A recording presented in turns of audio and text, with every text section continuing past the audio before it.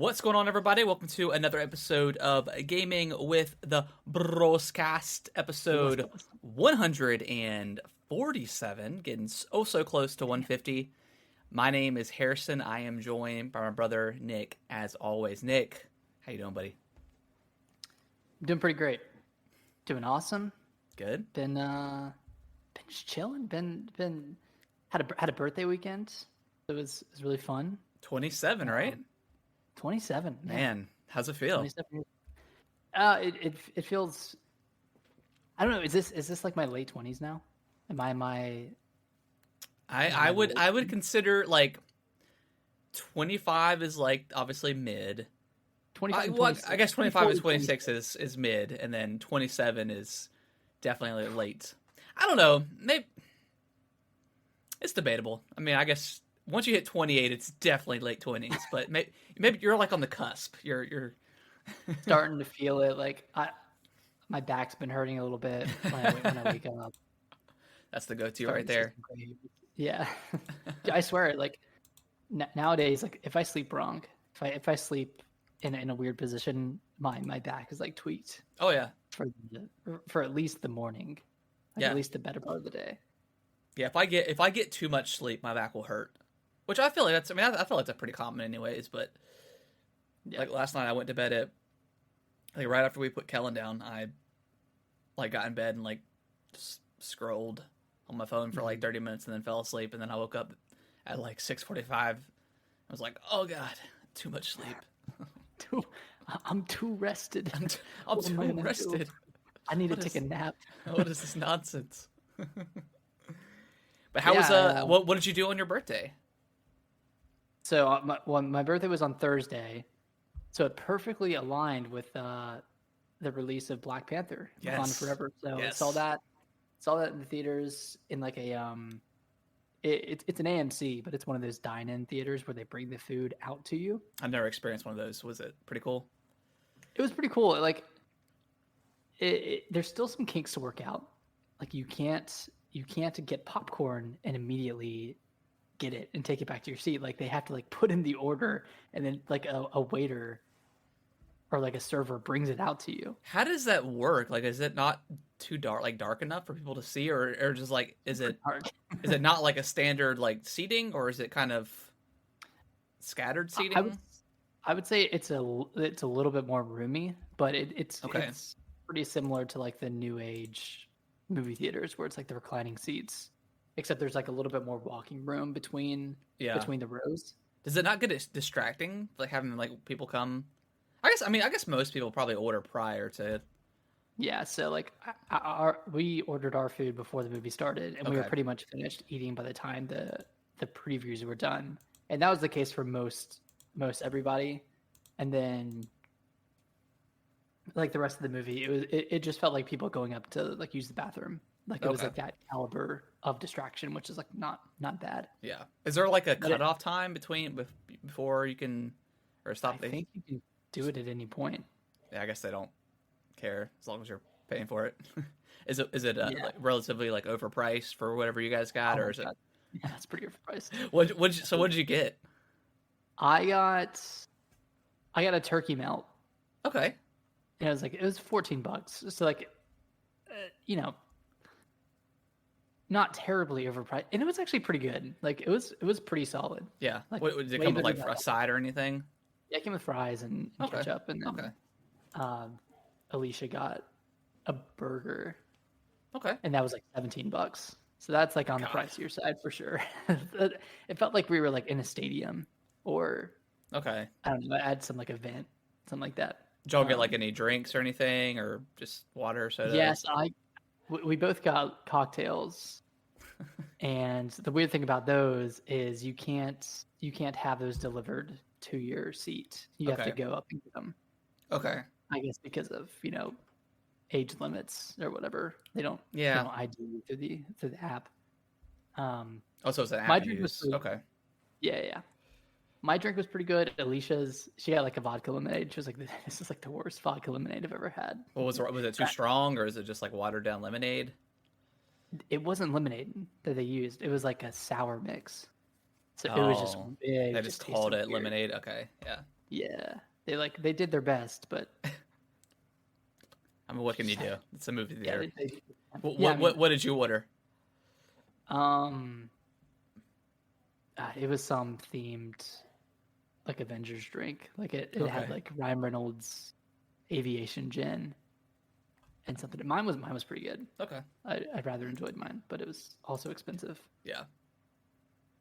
But the movie, God, dude, that opening, the opening credits was like so emotional. Yeah, I too saw Black Panther. I saw it with one of my buddies on Sunday, and yeah, man, I thought the movie was excellent. Like, yeah, I just thought the whole thing was pretty good. It's got some minor, whatever. Yeah, it was super long. And for like I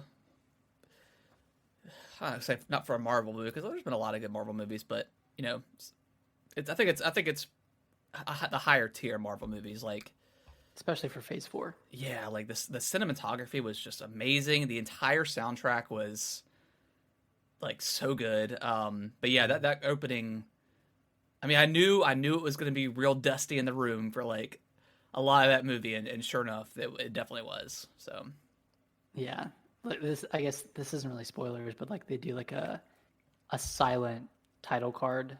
Yeah, like when they show like the Marvel Studios, and it was just like it was like a collage of Chadwick. Yeah, and yeah, it caught me off guard. Like I really didn't expect it to be that upfront at the very beginning. Yeah, I mean, I figured they had to, right? Because I mean, obviously, they hadn't shot anything prior, before he passed. I mean, they didn't have anything to use, so I was wondering how they were going to do it. And obviously they have to have him go and like pass away in the movie, and I think that they do like a pretty good job, like starting it off, like just getting it out of the way, like and then after the 15 or so 20 minutes, they kind of get into like the main plot of the movie, I guess. But right. Yeah, I think they handled it pretty delicately. Yeah, like I think they handled it gracefully. Like I don't know how different the plot, like other than that, that entire theme of loss. Like I don't know how the plot would have been different. Yeah, had he obviously been alive, because it seemed like they could have still gone with like that similar like overarching plot. Yeah. But yeah, I feel like they did what they could with it, and it turned out really great. Yeah, I think it worked. I think the villain, like both villains for both the Black Panther movies were really good. I just rewatched the first one today, and like I think they both. Yeah, I think they both. Killmonger was a little bit more. I understood both points of view where they were coming through. I think as far as like Namor goes, I think he's just solely protecting his people, versus actually wanting to cause like chaos with how Killmonger was. Yeah. But Killmonger was such a cool villain though. So cool. But yeah, we won't talk too much about it because I know it just came out, and I definitely don't want to spoil anything. But yeah, just that whole soundtrack was amazing, and yeah, it was good. It was really good. Yeah, really enjoyed it. It was the first Phase 4 movie that I've seen like opening weekend. I think I've only seen one other Phase 4 movie in theaters, and that was Spider-Man. The rest of them I just got on Disney Plus. Yeah, I saw. Yeah, Spider-Man and Doctor Strange and this are the only three. Which I mean, there's only Eternals, which I've seen now. Eternals, Shang-Chi. Shang-Chi. Yeah, I saw that. I saw that on Disney Plus when it came out. Oh, that was a really good movie too. That was a good one. Yeah. Yeah, Phase 4 has been weird. There's been definitely some ups and downs with Phase 4, especially like the TV show stuff. Yeah, definitely been bogged down with bloat. Yeah. Way too much content. Like I remember someone comparing like the hours of content in phase 4 versus like the other phases, and it was more than the others combined. Yeah. Well, I guess the others, I guess makes sense. They didn't have the TV shows and stuff, right? Yeah, it was just the movies. Yeah. So, some of the a lot of the TV shows didn't feel like important. Like, I don't know. I thought Captain the Falcon and the Winter Soldier was okay. I did not like the villains in that at all. Like the Flag Smashers, just I never saw it. Yeah, it was terrible. Loki was fire. That was awesome. Yeah, that was good. WandaVision was great for the most part. There was a couple episodes that kind of felt like rushed at the end. And then what else was there? I didn't see. She-Hulk was. I don't know, man. Some people like She-Hulk. It was okay. I don't think it's as bad as people thought it would be or thought it was. But it's it's whatever. It's just one of the shows I didn't really feel like it needed to be there, but I don't know. And then Hawkeye was okay. I never saw Hawkeye either. Never saw Hawkeye. Never saw. Was it Miss Marvel? I didn't even finish that. I was so bored during that show. I need to go back and watch it just to say I did, but yeah, it was pretty boring. Dang. Which yeah, I thought the main character was like well like casted, but I didn't like everything else around it that much. Didn't love the plot. Yeah, which I only watched like 2 episodes, but I don't know. The writing felt kind of off. Yeah, I don't know. Just didn't click for me, but we'll see. It's fair. Yeah, it's fair. How's your weekend? It was good. What did you get up to aside from Black Panther? Not much really. I feel it's like game wise, it feels kind of. I feel like I'm in a rut right now with games, which sounds silly because I have Bayonetta. I have not opened up Mario yet. Sparks of Hope, or whatever. So I need to get. That happens to me every once in a while. I just. We'll have like a couple of weeks where I'm just like, I don't really feel like playing anything. I'll watch like TV or something like that or whatever. But so I definitely want to finish up Bayonetta. I did play that some more, but gotta get through that.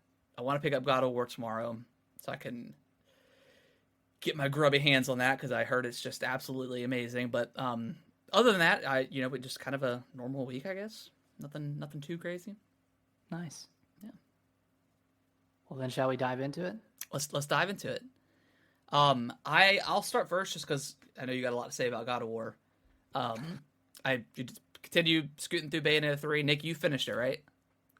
Yeah, I did. Sorry. Yeah, I forgot to put that on the list, but yeah, I finished it since the last podcast.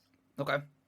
So what are your thoughts on it? How far in are you? I think I'm on chapter 13 or 14 now. Okay, you're getting close. Okay. What's it, like 16 or 17 chapters? I think that's a normal... It might be 15. Oh, okay. I'm super close then. Okay. Kind of the same thoughts as last week. I really love the combat. I do not like Viola's parts that much. I just don't find her combat super fun. I just find her very weak, which I know that I mentioned that last week, but I just find her moveset to be a lot worse. But anytime I play like Bayonetta, it's always fun, and like just the boss fights are super absurd. I think, as crazy as it sounds, I think there's too many weapons in the game. No, you're definitely right. Like every chapter, you're getting a new weapon, and usually a new like demon or summon or whatever you want to call it. And new skill tree. New set is like skill tree, and I find myself like being a little overwhelmed with how many options there are weapon wise. And some are cool, some are like, give or take, or like take or leave or whatever, but I just feel like there's too much. Like Bayonetta 2 had it had a few weapons, but it didn't overwhelm me with them, and they all felt like pretty useful for the most part. And these, I don't know, I just feel like it's just too many. Yeah, it's kind of all over the place, and you get too many too fast. And I feel like I don't know what they're expecting you to do, like whether they expect you to replay chapters before moving on to the next one, or just to continue on and try to get the hang of a new weapon set and a new demon set. Yeah. But I found myself just playing around with other weapons, but mainly just sticking to like one or two that I really liked. Yeah. And maybe that's the point, but yeah, it felt a little bit all over the place, both in the weapons that you get and kind of the settings that you go to. And that's a direct contribution from the multiverse stuff. Like, yeah, and we said this last week, but like it's just all over the place. Yeah, super all over the place. Yeah, but yeah, I finished it up. Sorry, were you? Did you have some more thoughts? Go ahead. Yeah, finished up. I think I definitely liked 2 more. I feel like that one was a bit more grounded. Yeah, and I know that's a weird word to use for a Bayonetta game, but I feel like it was more cohesive experience and it was more replayable. Whereas in Bayonetta 3, like if you don't like Viola's section, if you don't like her playstyle, if you don't like Jean's sections of the game, like you have to like, that's like it's like something you have to get through. It's forced upon you. They're side chapters or whatever, but you are forced to play them, which, whatever. I don't even know why they even called it a side chapter. It was kind of weird, but it's called a chapter. Yeah, I don't know. Yeah, so I definitely like 2 more. I think the combat in 3 is really, really good. I love the demon combat. But yeah, I think I just like 2 a little bit more, and this is like one of the first Switch games where like I can really tell that this Switch is an old console at this point. Yeah, like graphically wise, it feels it's pretty ugly. It's pretty muddy in a lot of areas. Yeah, you can tell they wanted to do a lot more with this game, but really couldn't with the hardware. And like even this, like compared to something like Xenoblade, like that was obviously a really ambitious game. Yeah, and you can tell it was maybe a little bit overly ambitious from a technical aspect, even though like the performance was pretty good. But like it's just such a big world. Whereas with this, like you can really see it. You can really see the cracks. Yeah, and which is why I think I think we'll be getting a new Switch next year. I think you might be right. I think the sale. I mean, we could talk about it in news, but I mean, I think the sales are starting to, kind of dwindle down. I mean, based off of like, PlayStation's ahead this month, and the Xbox is over Switch now. So I think it's time for and Nintendo does not want to go into like how they did with the Wii into the Wii U, where I think about the point of like when the Wii U came out, like the market was just kind of like oversaturated with Wii, and like the kind of the I guess the brand. Yeah, it was. I think it was just people were ready for something new, and Nintendo didn't act on it fast enough. So hopefully they learned their lesson with the Wii U, and will. I think next year is just a perfect time for a new console. I think it's time for something more powerful. So we'll see Metroid Prime 4 and Tears of the Kingdom launch, or maybe not launch, but launch window games. Yeah, and maybe that's why they haven't put anything else out there or announced anything yet, because they said, okay, hey, all this stuff is coming to the next whatever Switch 2, whatever it is. So I think it's a possibility. And again, I think it's gonna release on May. What is it? May. When is Zelda coming out? May 17th. When does Tears of the Kingdom come out? Thing like that. Let me see. Anyway, yeah, whatever date that comes out, that I think that's when it's going to announce, when it's going to launch. Okay. That's just my opinion. I mean, that's not a bad thought. It makes sense. I think everyone wants that. Everyone wants there to be a new Switch. I mean, the the Switch has had a hell of a ride, man. Yeah. It's had some of the best games we've ever played. Had some of the most fun games. It's just a crazy good experience overall. Yeah. I think because I mean Zelda Breath of the Wild, I mean it ran okay for the most part, but there were some parts where it was bad. So I'd hate for it to have that same experience and probably be worse because they're probably gonna be doing more.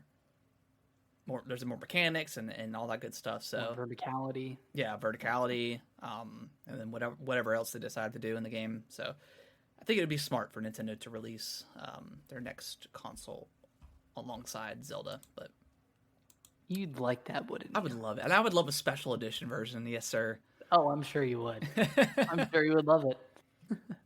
I would love it. Give it to me, Nintendo. And then they can, and then next, next holiday they can release the dual pack. The dual pack. They're never of Zelda. They'll never do it. It's over. No way. No. But yeah, and then just to kind of final thoughts on Bayonetta, like there's so many weapon options. Like I wish they would like there's only 2 sets that you can choose from. I wish they would give you like 3 or 4. That way you can at least like kind of a weapon wheel. Like a weapon wheel, yeah. Or something like that where you can at least swap through them pretty quickly. I mean, it makes sense in 1 and 2 because there's really not that many weapons, but in 3 there's like 15 or something. Like there's not that many, but it's a lot. There's a lot. So I wish they would have had put something on like the D-pad or something, or figured out. I don't know how they would do it, but you press ZL and ZR to switch the 2 weapons. So if you just hold one of them down, you could have used. Or just have like you click it 4 times and it goes to set 4 or set 5, whatever there is. So yeah, I think that would make more sense. But also, yeah, I think there's like getting high score and stuff that you can put on the leaderboard. So I think they really expect people to replay it and stuff like that. So I don't know. Yeah, I guess it was just a weird time. Like I was ready to. Well, I was trying to get ready for God of War. Yeah, and I also have like some other games I want to play too. But and then other than that, I jumped into Halo Infinite again. They released their winter update. Yeah, how's that looking? It's okay. There's like 2 new maps I think, which both of them are pretty good. They have like their new, I think it's like Covert 1 flag, which is pretty cool. It's like one team. I think the defending team gets a sword and the plasma rifle, and like the radar sensor, the motion sensor, and then the opposite team, the attacking team, they get an invisibility cloak and what do they get as their weapons? I can't remember. I cannot remember. But anyways, sniper. No, it's not a sniper. I don't know. I'm having a brain fart on that. But anyways, like so they've each got like it makes it really unique because like the invisibility shield or cloak is like infinite, so you can like use it as much as you can, and it's actually really cool. There's been some really really fun matches that I've had in that mode, so that was fun. And then the two new maps are pretty cool. They were both made in Forge, so it kind of like shows you what Forge can do. I haven't checked out Forge itself yet. I need to check out some of the maps that people have created, and then they release like finally have the co-op again or back or the first time whatever.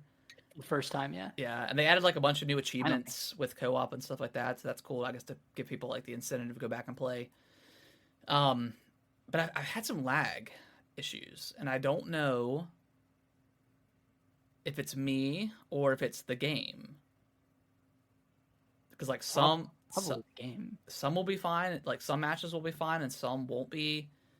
It'll be like some pretty serious, like I guess not serious lag, but enough to like where it like affects my ability to play.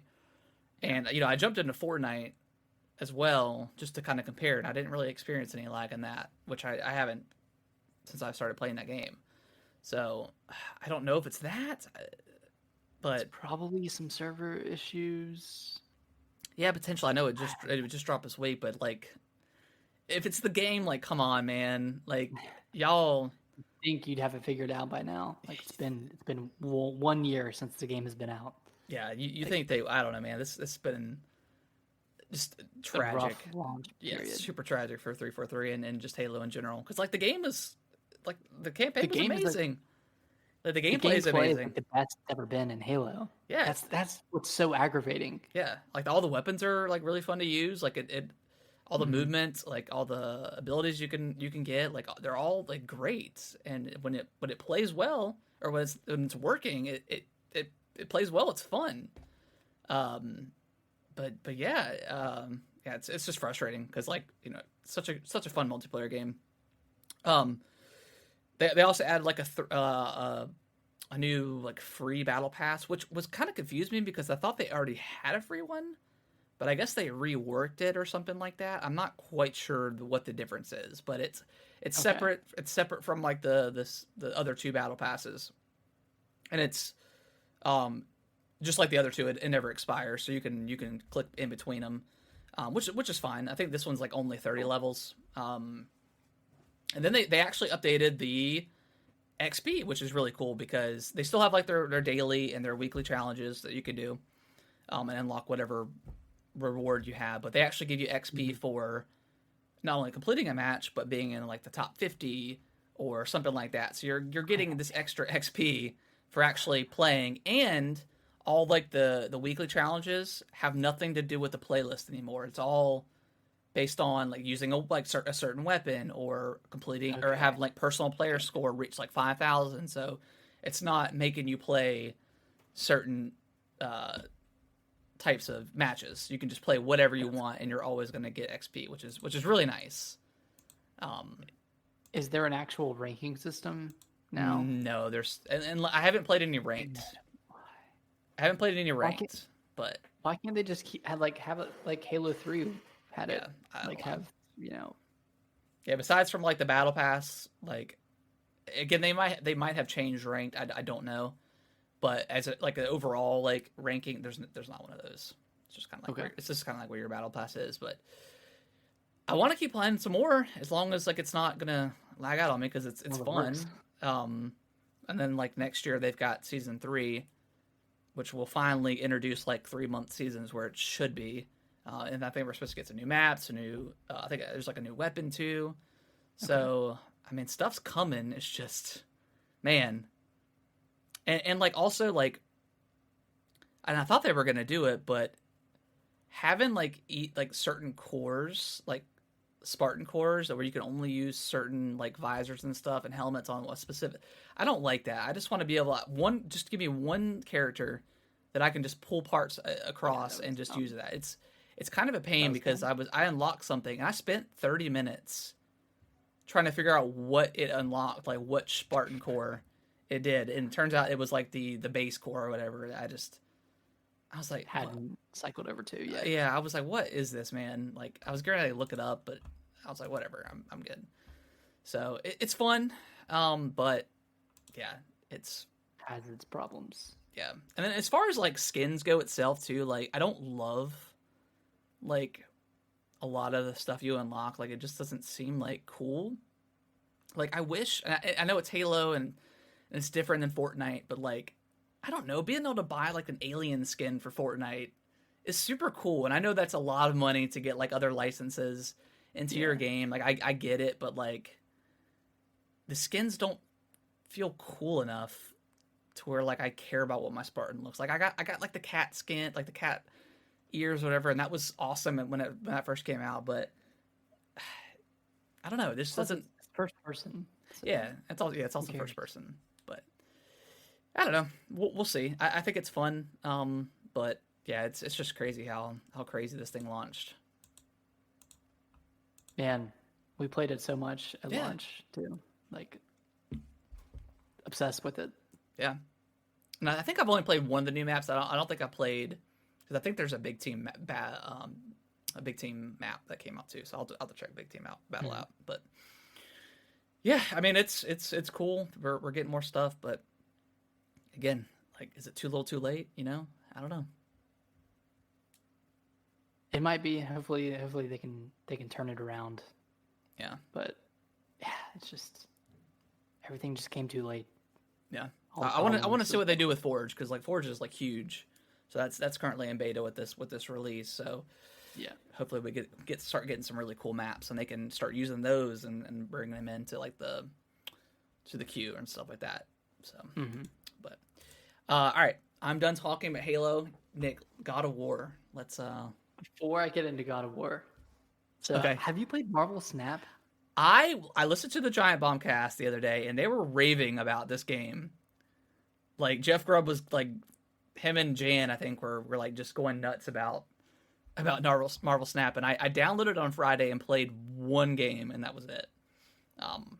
So you know the premise. I know the basic premise, yes, but I haven't played it since then.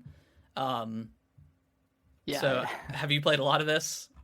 I downloaded it this morning after listening to the Bombcast because I heard them like raving about it.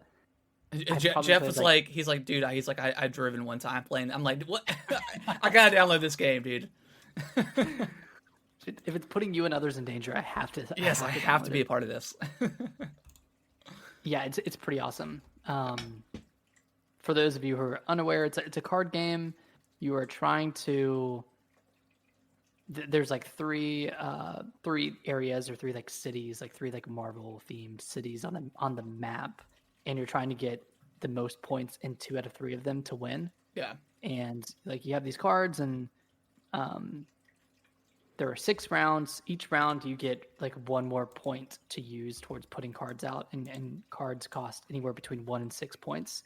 So like the first round you only have 1 point to use a card. So you're using like a card with less attack or whatever it is. I don't know if it's even attack points. I guess it's just like power points. Yeah. Power. And then it like scales up, and by the end of it, like you're putting down like your most effective card or your most powerful card. But each area, like each of the 3 areas, they each have different like status effects or general effects. Like maybe like one area is revealed and it like boosts anyone who's on there by like 2 points or something, or like it'll swap cards between you and your opponent, which is a CPU. It's all PvE, so there's no PvP yet. But it's like really cool. You're like collecting these cards. Yeah. You're leveling up. You're unlocking like variants of these cards, different like rarities, and kind of just like building out your decks. It reminds me like a lot of Hearthstone, kind of Gwent a little bit, like a mix between those, except you're not like directly attacking the other opponent. You're just trying to get more points than them in 2 out of 3 of the areas. But yeah, I've played like 20 to 30 matches today, and like they're pretty short. They're like that's what's enticing about it. It's like man. When they were talking about it, I was like, man, I don't know if I should download this because I had a pretty serious Hearthstone addiction for a good 2 years probably. You did. It got really bad. Like I would be going like at my old job, I would get off and like. Or not get off, but like I'd go pretend I had to use the bathroom and like play like a round, and it'd be like 10 minutes or something. Like it was bad, man. I was wholeheartedly addicted to that game, and I broke it. So I'm nervous about you and card games. Yeah, I guess that's the only one you've really gotten into aside from, I guess, Gwent. Like did you get into Gwent? And see, I downloaded like I played a lot of Gwent like. On The Witcher 3, which we'll talk about in the news here in a little bit, but I played a lot of that in Witcher, and then I downloaded like the actual game when they released that, and I only played a few rounds, but I couldn't get into the actual game. Yeah, maybe I should re-download that and see how it is. No, just download Marvel Snap instead. Or just play that instead. Yeah, that's cool. But yeah, I'm like thoroughly enjoying it, and like I'm not like a super Marvel fan, you know, like I'm not like, oh my god, you know, it's you know, Bagolgi from whatever comic number 41. Yeah. I just like playing it. It's super cool. Sweet. All right. I'm gonna play some more of it this week probably, and nice. and since you've given it some good review, but yes. Yeah. Actually, Nick, let me go say goodnight to Kellen. Let's take like a Okay. 2 minute break, and then I promise people we'll dive into it. Oh yeah, we'll get into it hot and heavy. Yeah, God of War. So I'm like 13 or 14 hours in. Okay. And man, I don't even know where to start. But start from the beginning. So at the beginning there was time and there was other stuff, and then Kratos was born. And no. Yeah, so like God of War Ragnarok, for like anyone who's been living under a rock for the past what feels like forever. Sequel to God of War 2018, which is the reboot of God of War. And it's basically like a continuation of where the story ended in 2018. Takes place like a few years later. Atreus is a few years older. Obviously, Kratos is a few years older. And it kind of picks up from there. Like a few things happen. Someone comes to your front doorstep, kind of similar to the first game. Yeah. And it kind of starts like, your grandiose adventure. Kind of like off the bat, and within like the first 2 or 3 hours, it really feels like the first game. Like it feels a lot like how God of War 2018 played. And then it begins to open up. You travel to different realms. You kind of like go into the like the 9 realms. You're going to all these different areas, and it's a lot more varied. Like the actual areas in God of War feel a lot more varied than the 2018 version. Okay. And the combat, it's starting to get a little bit stale for me, but up until this point, it's been really fun, and I've been really enjoying it. That being said, it feels like a PS4 game. And you're playing on PS5. I'm playing on PS5, but through and through, this game feels like a PS4 game. And what I mean by that is a lot of it is very linear. You're often siloed into one direction, and it's one of those games where like it feels very open on the surface, but outside of like you go left and 10 feet into this concave, there's a chest that you open. Yeah. And that's your exploring. Okay.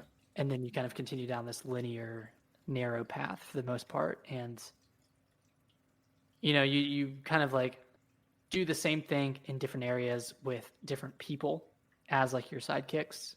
So like they all have like different powers, and you like utilize those differently, do a lot of puzzles.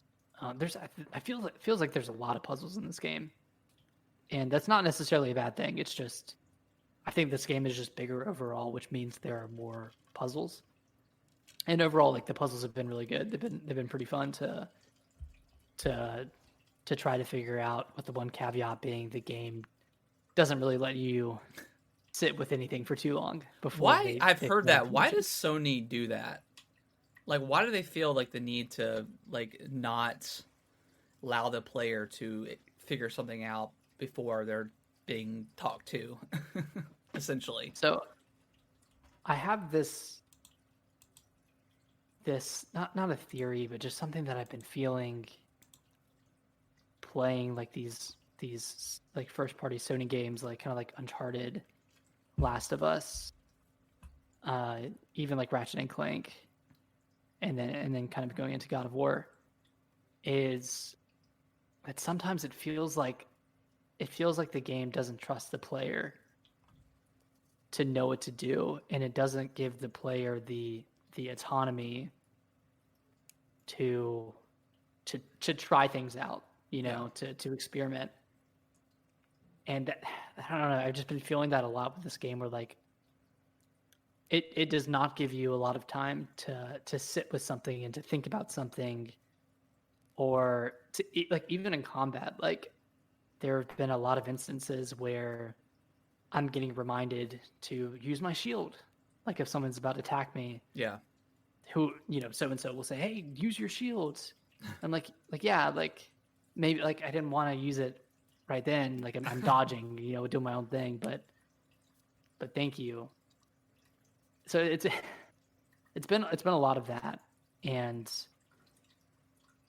I don't know how I'm gonna feel about it by the end of the game because I'm only 13 hours in. I've heard it's between 24 and 30 hours long, and that like thinking about where I am right now and thinking about where I'm gonna end up, that feels pretty long.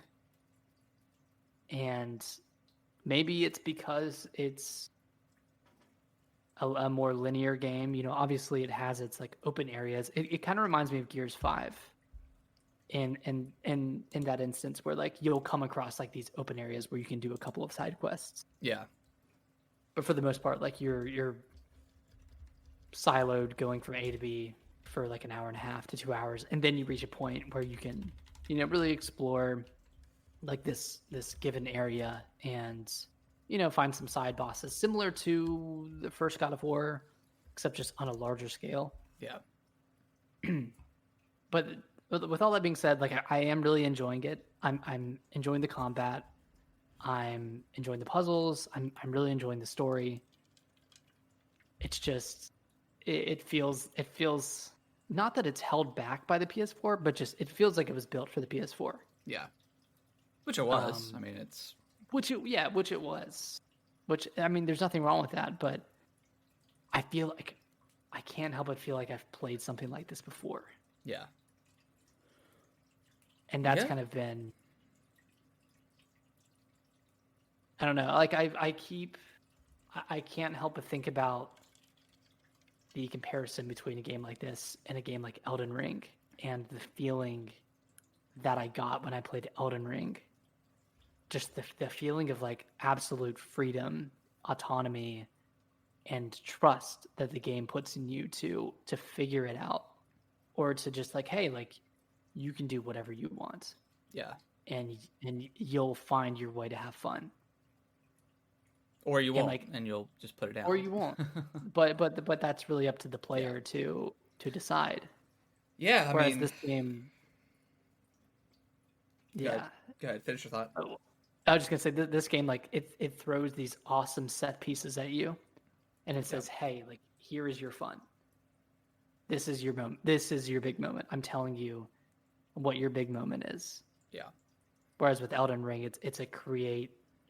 Man, I feel like an asshole for comparing these two games, but like it feels like with Elden Ring, you're creating your own moments. No, that's fine, because people we had so many podcasts talking about our time with Elden Ring. I mean, people say stuff about Elden Ring, like, "Oh, it's just Dark Souls open world," but like, what you don't understand is the same way we compare Elden Ring to like Breath of the Wild. It's like it doesn't.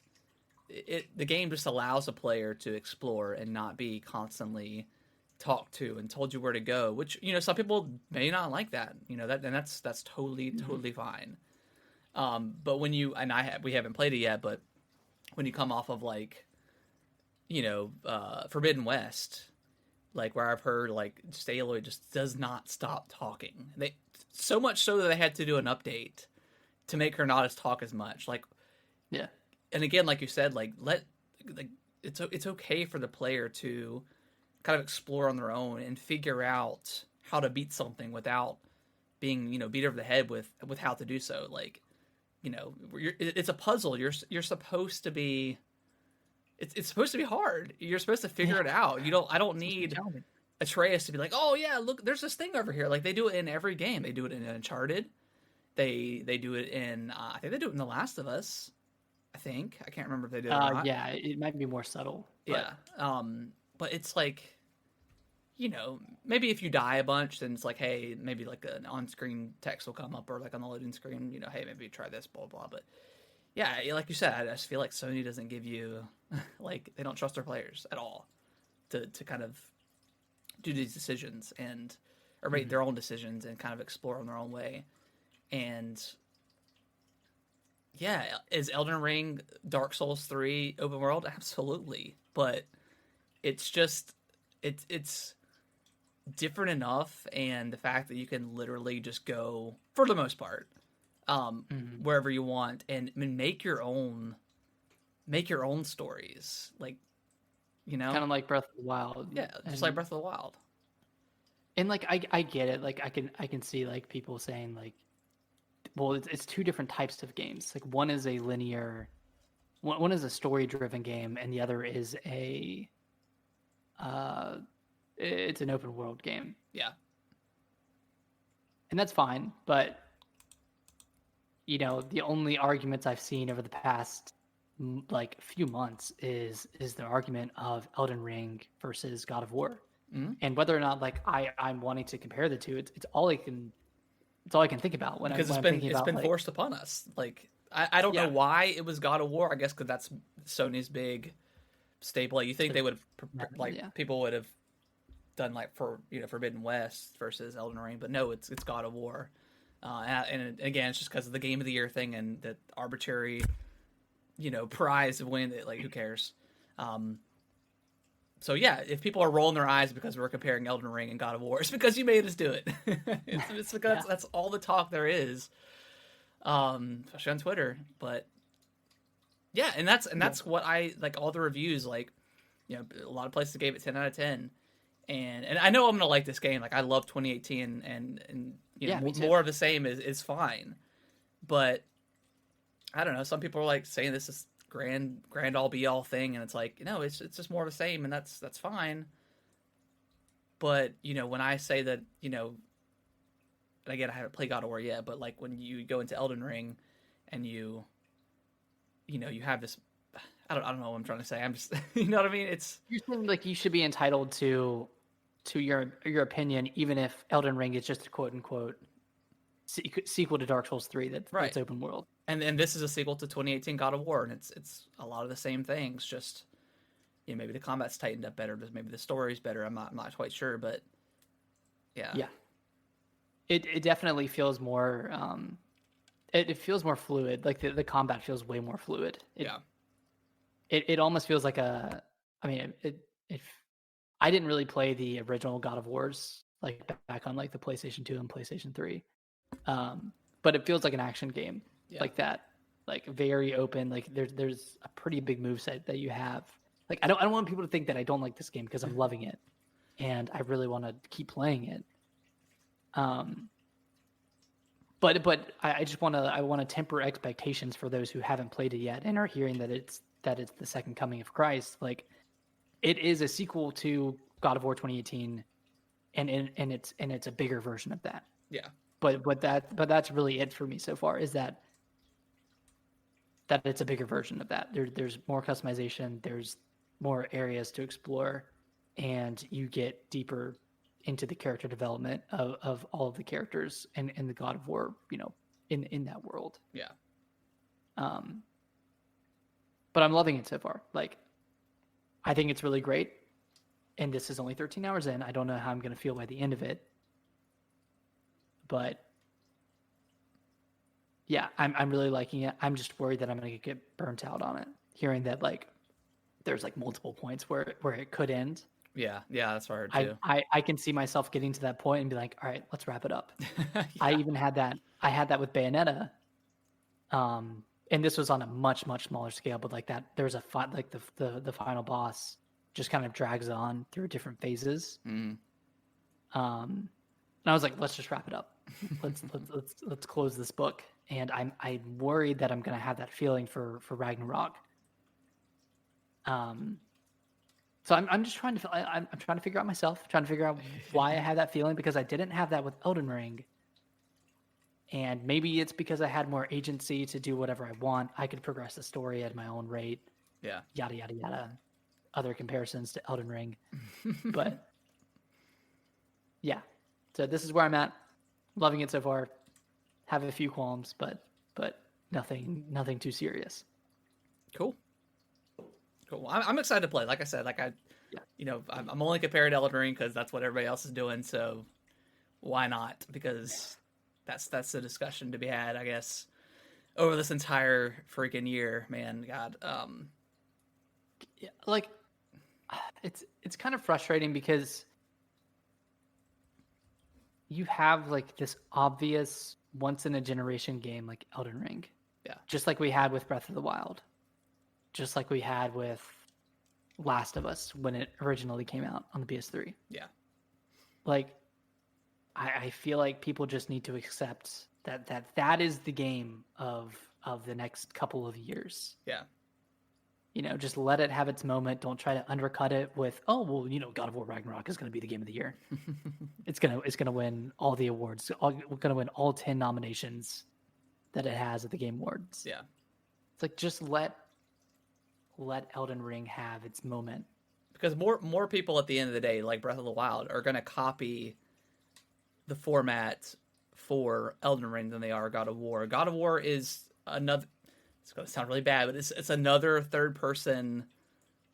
And I'm talking about 2018 God of War 2. It's just another third person Sony game that's grandiose, and it's an adventure, and it's a lot like Plague's Tale. It's a third person action game where it's just very story driven, and it's Mm-hmm. and the sequel to that one is not that much different, but I think it's better, and whatever. It's like, at the end of the day, it's another third person action game,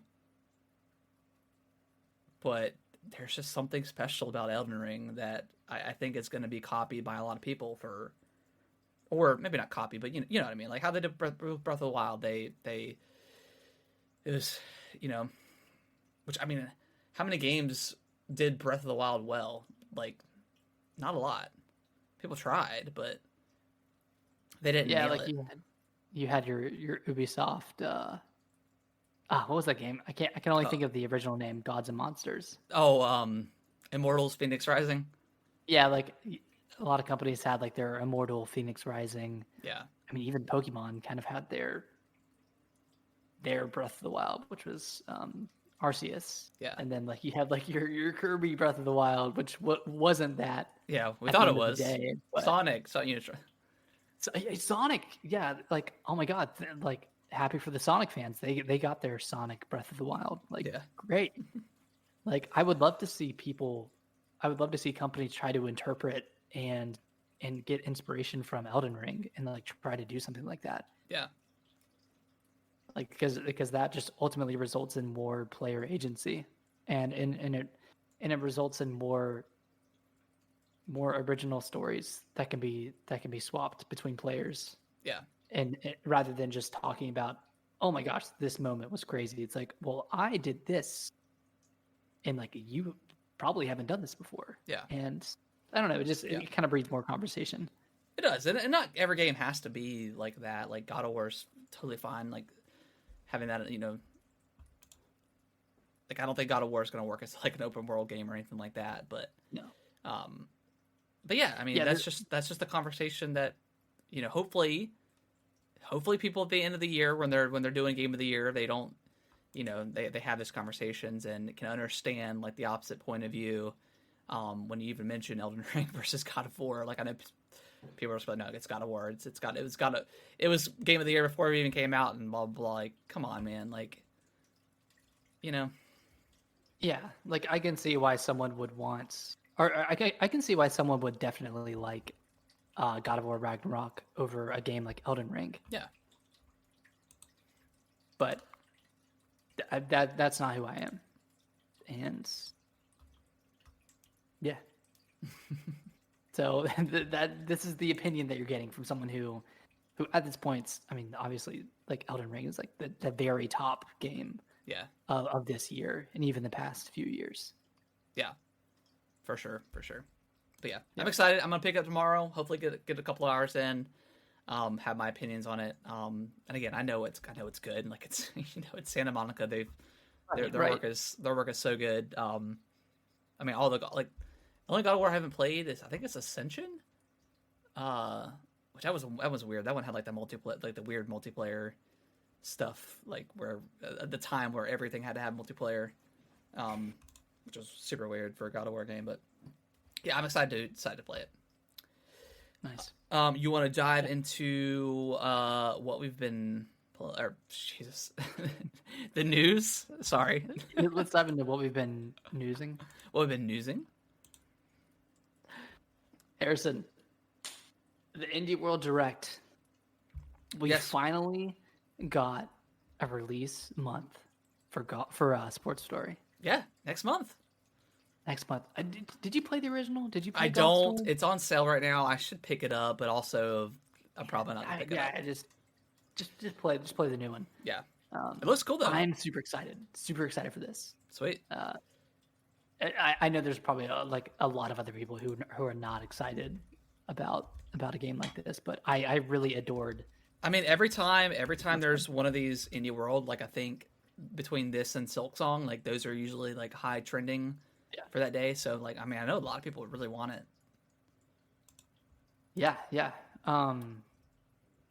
What else was shown from this? Inscription is coming out. Inscription, I'm excited for that. Rogue Legacy 2 is out now. Yep. Oh, Pepper Grinder. Pepper Grinder looks so good. Yeah, that's oh my god, what studio is that? Let me see. It might show it's Devolver that's publishing it. Devolver, yeah. Yeah, dude, it looks like the ability you get in Ori, Will of the Wisps, where you can like go through the dirt, and then it also looks like Shovel Knight too, like with the graphics and stuff. Yeah, it looks awesome. Yeah, it looks really cool. Like, Devolver is like becoming my favorite publisher. They just put out so many good stuff. So much good stuff. Yeah, Inscription. That the Oni game, the Oni Road to the Might, a weird name, Oni. That looks interesting. Which one is that one? That's like the 3D action adventure game. It's like the Japanese like folktale hero guy. Mm-hmm. And you have like the demon that you control. Apparently you can control both of them with one Joy-Con, which I don't know exactly how that works. Okay. That's pretty cool. Let's see. There was that monochrome game. Oh yeah, Blanc. That looks interesting. Yeah, that's like a co-op game too. Yeah, it looks like a nice little co-op game. There was, I think this was like one of the better indie directs for me. There's like quite a few things that I thought were kind of interesting. Mm-hmm. Some people didn't like. I mean, some people just. I don't know what people expect from indie worlds. Like, people get so mad. There's no reason to get mad over an indie world. Yeah, and you got you got Sports Story. Like that's what people wanted. So yeah, we didn't get Silksong, but I didn't really think we were going to get that anyways. I think that's the main direct one. Yeah, I think it's big enough to be where it'll be a main direct. Mm-hmm. Yeah, overall, I thought it was pretty good. I thought it was solid. There was obviously some things that I didn't really care for, but I mean that's going to be, anything. Par for the course with these. Like it's indie games. Like they're so different. Like every one of them is a different genre of game. So yeah, it was cool. I definitely enjoyed it for the most part. Some cool stuff came out of that. Nick, the Game Award nominees. Yeah, speaking of all of our talk about Game of the Year. Yeah. You want to read the Game of the Year nominees? Yeah, let's I'll read them off. So it's 6 nominees. I think it's always 6. Yep. A Plague Tale, Requiem, Elden Ring, God of War Ragnarok, Horizon Forbidden West, Stray, and Xenoblade Chronicles 3. Okay, Stray. Dude, I played through Stray. As someone who played Stray, Nick, really, like Stray? Yeah, hold on. I don't get it. I don't. No, that was that was a bit of a. I thought it was pretty good. It's just definitely like a walking / Yeah, it's like a simulator. Yeah, I think there are a lot of other games that should have deserved to be up there over Stray. I think Neon White could have been up there. I think Cult of the Lamb, Kirby and the Forgotten Lands. Yeah, like that one wasn't really well represented on any of the game the Game Awards categories. Triangle Strategy was excellent. I don't know if that's Game of the Year material, but a lot of people like that. Bayonetta 3, not my favorite, but a lot of people loved it. I think that could have gone up over Stray. I just think I don't know. I don't know if it was favored because it was an exclusive to PlayStation. I guess. I feel like it's kind of heavily geared towards that sometimes. God, I hate to say that because like I don't want to. I'm not like an Xbox fanboy. No, of course not. Like obviously not. Like I love all games, but Stray just doesn't make sense. Yeah, that's a weird one to me. I saw that and was just like whatever, man, whatever. But good for them. I'm just happy. We obviously knew, like, even like Horizon, I didn't necessarily expect it to be on the list, but whatever. We obviously knew Elden Ring, God of War were gonna be there, but like the fact that A Plague Tale's on there and Xenoblade didn't get snuffed out, like, come on. I know it's not going to win, but it's I'm just definitely happy not going to win. So but it's there. Yeah, it should absolutely be there. By the way, like that, it should. Oh my god, yeah. Like if it wouldn't, well, I could totally see it not being there just because it's like a niche JRPG. But like, God, I loved Xenoblade Chronicles 3. Like Splatoon 3, does that? I think that deserves a spot better than Stray. I don't know. Yeah, am I just being crazy? I don't know. Too many cat lovers out there. I guess. I'm looking at the other. Sorry, just one comment on Horizon Forbidden West. I feel bad for it because it's really about to lose like every category that it's in because it's up against Ragnarök and Elden Ring in pretty much every category. Yeah. I feel like that happened in 2017 as well.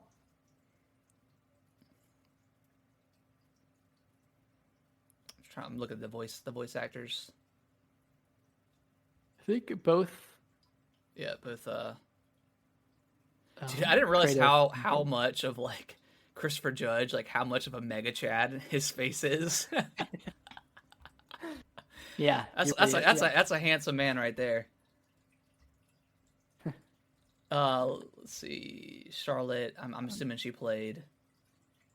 Yeah, Charlotte played Amicia.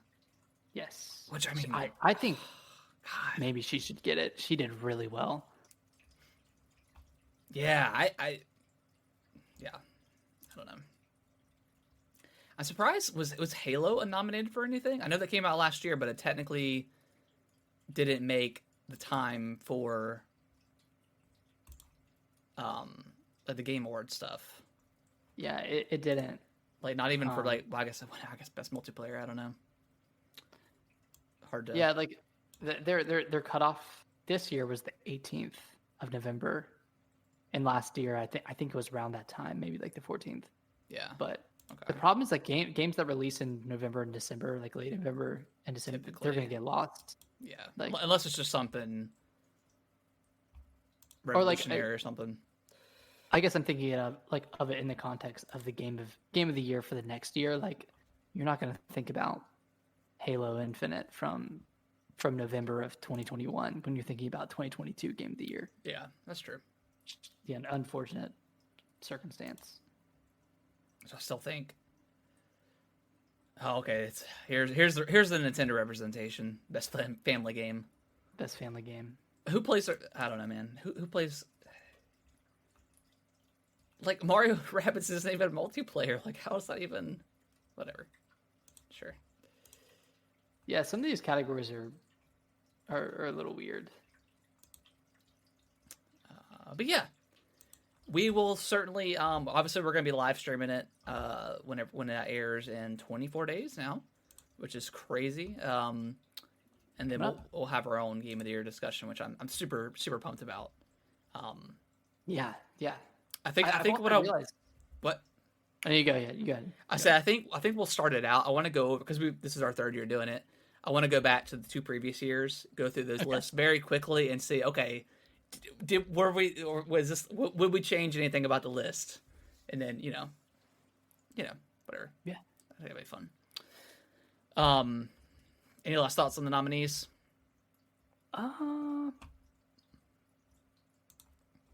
Yeah, I mean, it's pretty expected. I think we expected God of War Ragnarok, Elden Ring, and Horizon Forbidden West for the most part to be in like a lot of these categories, and that's what happens. It's a little different than last year because like It Takes Two won last year. Yeah. And it wasn't necessarily out of the blue, but like I don't know, like everyone like kind of cheered for that game when it won. Everyone was like, "Damn, like that's really awesome. Like I'm really happy that game won. It really deserved it." Whereas like this time around, it's going to be I don't know. Twitter's going to be fun. Yeah. Like I'm surprised like Tunic isn't on like didn't take Stray spot. Yeah. I don't know. I just really don't like the fact that Stray is there. It just seems so weird to me, but whatever. I think Neon White or Cult of the Lamb should have been there. Yeah. Which I mean, we didn't necessarily love Tunic, but I know a lot of people did. Yeah. So I don't know, man. That just feels like that one was forced upon the Game Awards to be going. I don't know. I don't know. It's weird. Yeah, strange. Really strange. I hope it wins like some awards, but yeah.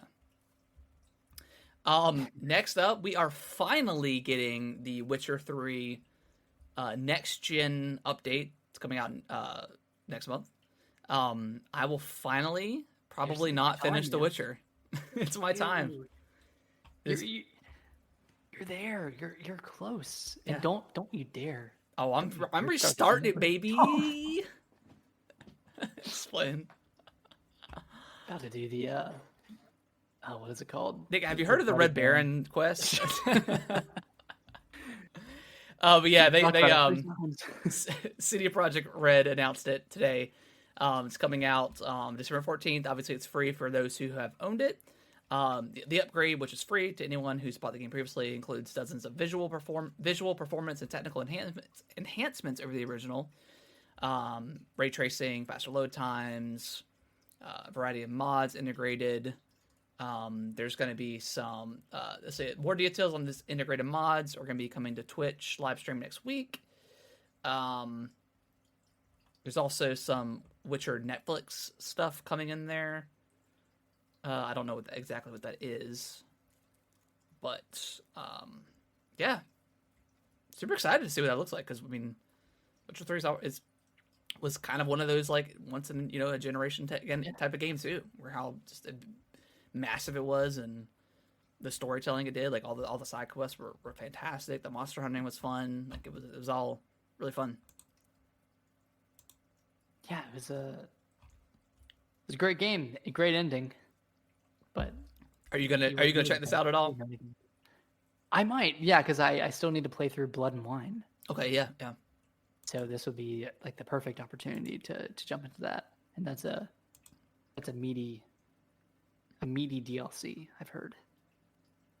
So yeah, I'm excited. It seems like they've been working on this for a while, so hopefully it looks good. Yeah, I think it was delayed like twice or something. So, and then our last story, Splatoon 3 is getting a bunch of new free content. It's called the Chill Season 2022 content, coming on December 1st. New maps, new weapons, I believe. Yeah, three new weapons, and 3 new weapons, a new roller, a charger, and a shooter, and then 10 returning weapons from the previous Splatoon games. Nice. And then 1 new map, and then 1 old map from Season 1, I believe, which is Flounder Heights, which I cannot remember. And then some more catalog stuff added to that. I need to get back into Splatoon. I missed the Pokemon Direct. I didn't play that one. The Direct? Or, excuse me, the Pokemon Splatfest. I missed that.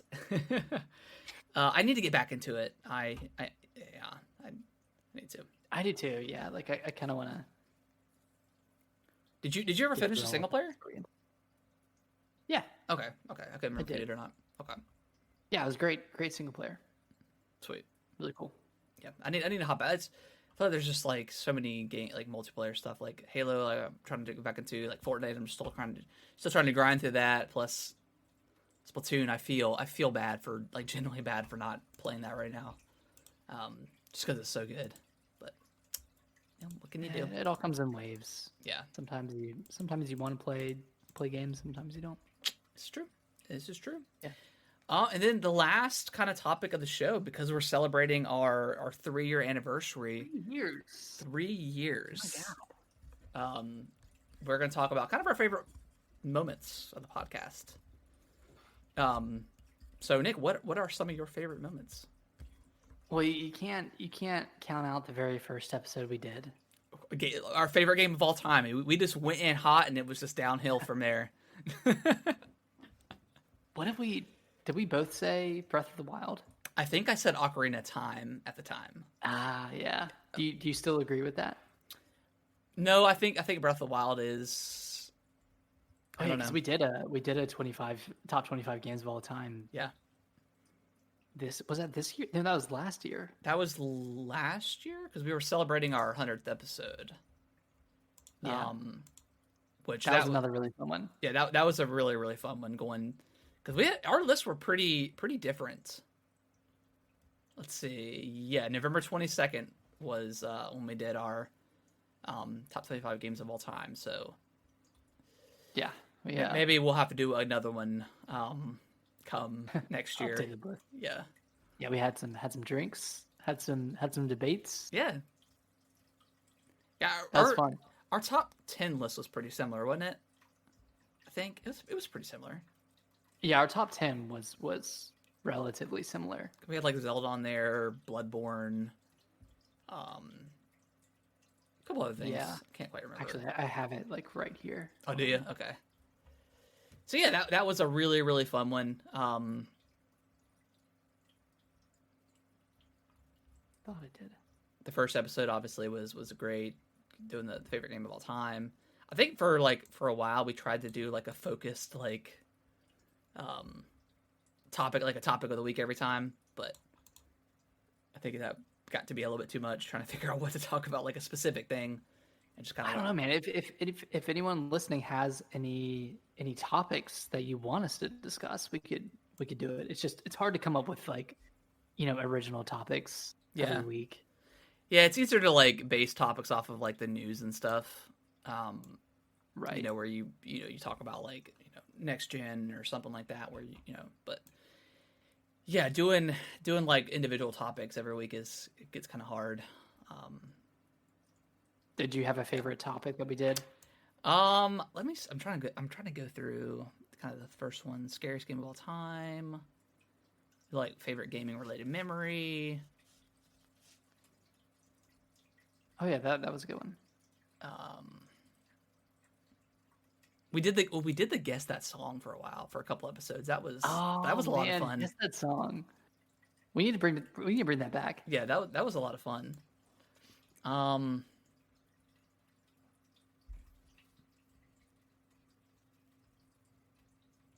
would say our spoiler casts were always fun. Oh yeah, our game of the year discussion, our first one that we did, where we were in your room. Yes, with Adam. Adam was there. Yeah, Adam was there. I think Sekiro won for me that year, but I didn't even. You didn't even finish it. I didn't finish it. So we've got so 2019, all right. So I need to go back and figure those out. We had three years worth.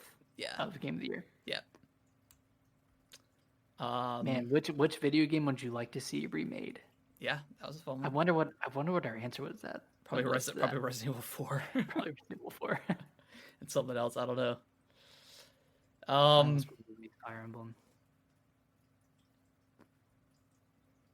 Yeah, I mean, like all of our spoiler casts were fun to do. Even stuff outside the podcast, just doing like live streaming the Game Awards and stuff like that, and some of those directs and stuff. That was always fun. Doing that one in 2020. I don't know if you remember that one. That's one where like Callisto Protocol and Arc 2. Oh yes. Oh gosh. Wait, no. Was that the Game Awards? That was the Game Awards. Okay. Yeah. Yeah. And then we also streamed the what was it, the E3 stuff right before they got rid of it? where they announced like Metroid Dread and stuff like that. Where we were at the beach and we tried to stream it like badly. We did our best. Did our best of what we had. That was fun. So yeah, and then we did our reaction like downstairs in the like the little the fan room or the little yeah, that was fun. What else did we do? And then I think just my favorite time was this year. And again, to go back to Elden Ring, like the podcast started blowing up because of Elden Ring. Like TikTok was fun because of Elden Ring. Yes. Our discussion, we did like 3 episodes just on Elden Ring. Like we did 4. Did we do 4? We did a ranking of all the bosses. That's right. Yeah. That's okay. So we did 4 episodes on Elden Ring. Like, what other game gets that kind of recognition from us? Like, huge. So, that was a lot of fun. Just not only just talking about it with you, but just every day, just making like videos, putting out some stupid video and just watching it. Yeah, watching it go up. So much fun. Yeah, it's gonna be a very fun game of the year this year. Just there's a lot of good games. So I feel like we're gonna see some Elden Ring DLC at the Game Awards. Oh yeah, I think it's time, baby. I think it's time. It's been long enough. Been about 10 months. Yeah, I've been thinking like I still got Elden Ring like as like I think clipped on my dashboard. I see it every time I log in. I'm like, man, I really miss this game. I want to go back. I'm trying to. Is there anything? I mean, we kind of talked about everything else. Looking back, is there a game that you wish we would have done a spoiler cast for?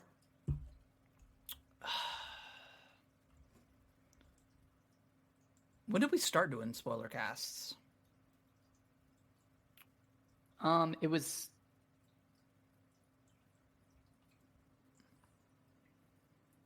It might have been 2021.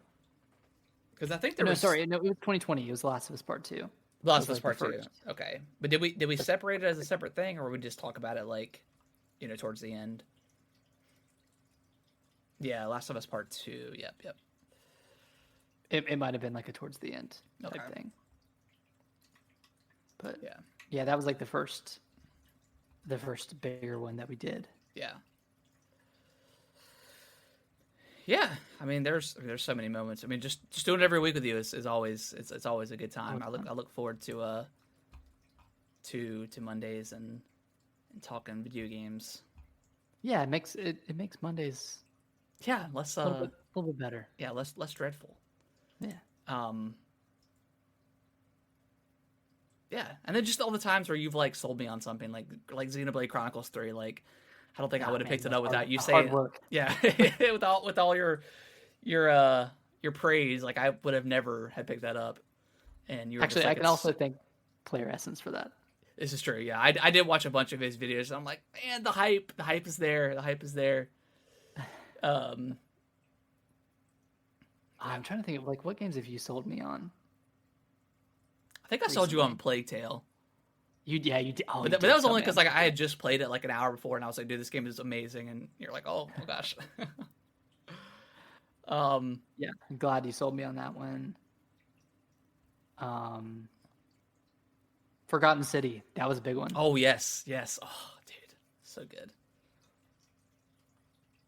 Yeah. Also, if anyone was like sold on a game by us, and you ended up loving it, let us know. Yeah, please. Reach out to us, and I don't know. It's reassuring, I guess, to hear that. I don't know. Maybe our opinions don't suck. And then our constant just obviously we're joking, but we kind of want it to happen, but just always talking about the directs, like getting a little Nintingle about the directs. The Nintingle. That's always fun. Yeah. Any time we're like around a direct, like anytime we can speculate. Yeah. Like obviously E3 is always super fun. Every time like a direct is announced and we have time to speculate, like that's super fun. Like, we're always so wrong, but it always, doesn't matter. Always so wrong. Yeah, but it's fun just like shooting out random predictions, and I don't know, it's fun being wrong. Yeah, it's fun. It's fun being wrong. But yeah, man, 3 years. 3 years, craziness. We're out here. We're still out here. Yeah, we're still here doing the thing. All right. Well, any other things you can think about? I think that's it. Yeah. Yeah. I really did. This was pretty recent, doing the Nintendo rankings of all the consoles. That was a lot of fun. Yeah, we need to do that for. You said controllers, right? I want to do controllers, and then I want to also rank like each individual company this year, like Nintendo, Xbox, give them like a little ranking or something like that. Just talk about it. What if one company just didn't show up? Huh? What if a company just didn't show up this year? I mean, Xbox. That's an F, right? They have Pentiment. And it's scoring good right now. Game.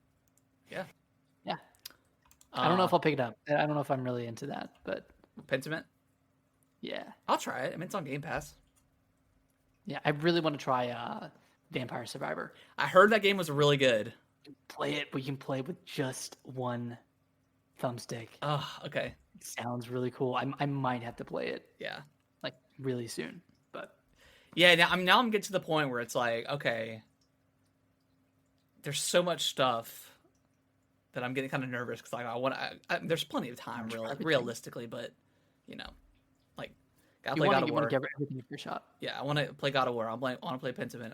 I want to try out Vampire Survivors. Pokemon, I don't know, man. I still don't know about Pokemon. I don't know. I'm sure we'll Callisto's next month. Yeah, Callisto. Sports Story, there's still in High on Life. High on Life, yeah. Another game that I'm interested in. I don't know if I'll play it, but I want to try it at least, Yeah. So, yeah. All right. Well, I think that's going to wrap up the show. Next week we are skipping the show.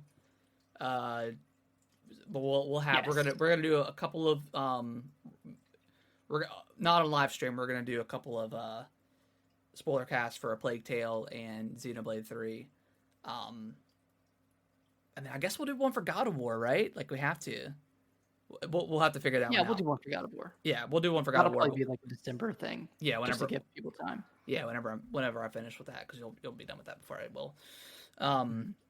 So yeah, no show next week. We'll be back at it the week after Thanksgiving. But we got a lot of stuff on the plate. I know we talked about it last week, but live streaming the Game Awards. We'll be doing the Game of the Year stuff. Probably do a rankings video of the controllers, and maybe not. Maybe we'll hold off on the controllers, but we'll definitely do like a ranking of like the three big companies. Yeah, they're like 2022 performance. Yeah. All right. Well, Nick, where can they follow us on all of our stuff, all of our socials? You can if you want to dive into Twitter, man. If you want to get into that realm right now, we're at Gaming WT Bros. And we're in there. We're on there. Yeah, we're in the deep. TikTok at Gaming with the Broscast. Instagram at Gaming with the Broscast as well. If you want to email us your if you have any favorite memories of our show, let us know at Gaming with the Broscast or Gaming with the Bros at yahoo.com. Yeah, all that stuff is in the descriptions below. But man, thank you guys for watching. If anyone has been around for the past 3 years, thank you. If you've only been around for an episode, also thank you. Yeah, just thank you for listening. Yeah. What was your first episode that you started listening? Yeah, let us know. Yeah, let us know what kind of hooked you in. If you, I guess we won't know if you stayed because you're not listening to this episode, but. Well, if you're here, we appreciate you for sure. Yeah. All right, guys. Well, I hope everyone has a great week. Hopefully everyone has a great Thanksgiving. They get to celebrate it with their loved ones and all that great stuff. Hopefully, if you can find some sweet deals if you're in the market for electronics or video games or whatever it is. If it's Sonic's on sale, I might pick that thing up and add it to the list. I don't know if it will be. Sale? Is it on sale? It was yesterday morning. It was on sale for $39 on like the Xbox store. On Amazon. Okay. I was like this close. I had it in my I'll cart. wait because I don't know if they've announced like the Black Friday stuff for Walmart yet. Have they? So I'll wait. If it's like half price, I might pick that thing up and just dive into the world of with like Sonic. No expectations. Yeah, no expectations, zero expectations. But yeah, hopefully everyone has a great holiday break if you get those days off, and we will see y'all very, very soon. Bye bye. Bye bye.